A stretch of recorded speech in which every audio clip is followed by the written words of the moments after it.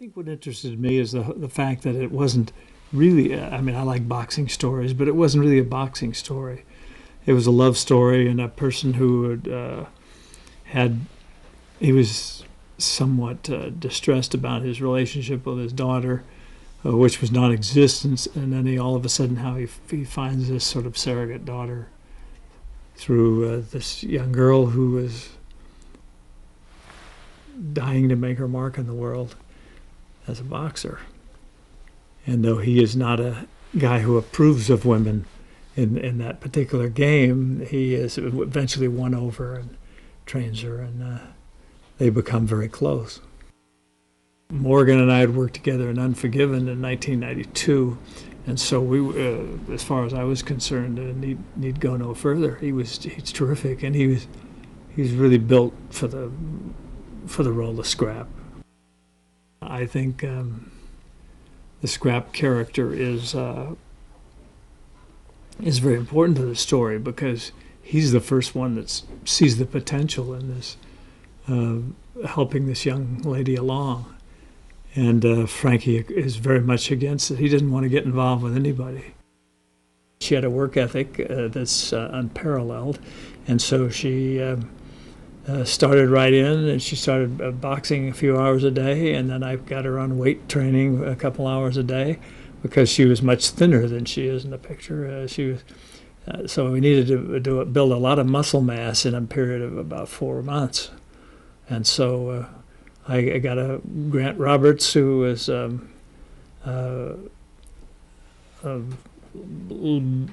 lifter and a trainer, to work with her, and he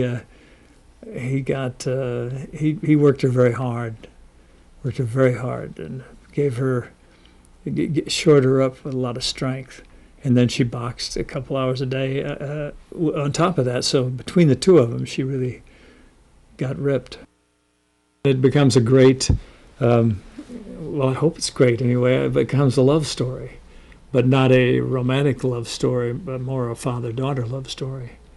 And it's the daughter that he missed in his life, and she's the father that is, I mean, he's the father to her that she lost at a very early age, and doesn't have that connection anymore.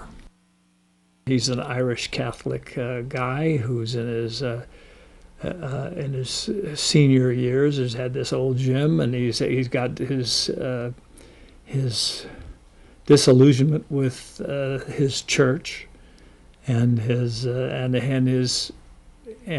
relationships within his family that haven't worked out, and he's a man who's searching for something. He's searching, and through his reticence to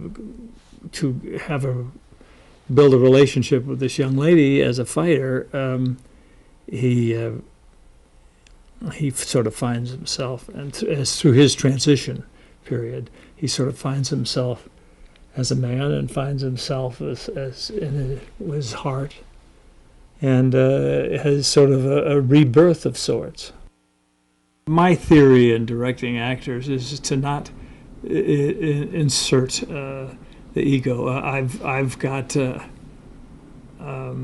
I've worked with, having come up in that side of the business, I'm very, very sympathetic to the securities and insecurities, the securities that are necessary and the insecurities that are unnecessary to make a good performance. And so what I do is I let the actors bring a lot to the table. When they bring something that's good, it's fine, and when they bring something that's not quite so good, I make adjustments to it. He's more of a traditionalist. He's an older guy. He thinks of boxing in terms of the way it was in the old days, and nothing new added. And I think he probably doesn't want her to gets hurt. He just doesn't think women should be doing that. I was kind of trying to get a period look, even though it's not a period picture, it's a present day picture, but I was trying to get a feeling of like this is taking place in another time, another social structure at another time in history. It could have been the 40s, 50s, 60s, 70s, whenever, but it is today.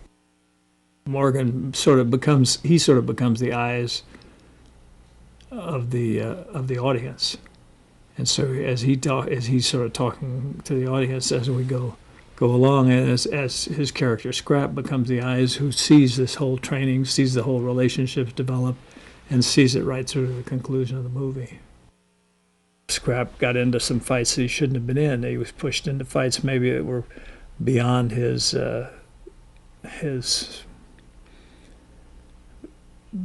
ability at that particular time. And anyway, so he loses the sight of one eye in his final fight.